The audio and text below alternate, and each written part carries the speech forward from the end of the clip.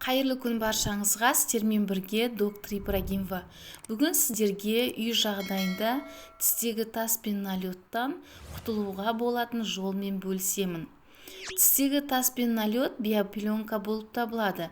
Биопленканы бактерия өмір сүретін кальцийден тұратын үйшік деп атасақ та болады. Осы жер бактерия өмір сүру үшін өте ыңғайлы. Сол жерде бактерия иммунды жүйе және антибиотиктен қорғанып тұрады. 95% бактерия биопленкада өмір сүреді. Ауызда осындай биопленка көп болса, ауыздан жағымсыз иіс шығып, қабыну процесі, қызыл иектің қабынуы дамиды. Егер сізде тісте тас болса, одан құтылудың оңай жолымен бөлісемін.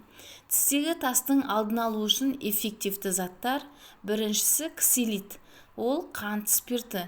Кейбір сағыз және дәмдеуіштерде болады. Ол биопленкаға қарсы әсер етеді. Табиғи заттар: розмарин, қаратымен, сарымсақ, куркумин, орегано майы, корица, нак болып табылады. Біз айтып жатқан ерітінді құрамына 3 элемент кіреді. Біріншісі ас содасы.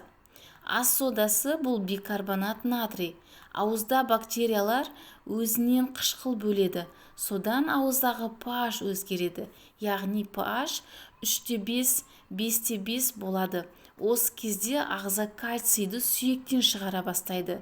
Содан тісте кариес дамиды. Сондықтан ауыздағы pH қатты қышқыл болмау керек. Ас содасы қышқылды төмендетеді, түзілген биопленканы жояды. Екіншісі 3% перикс водорода.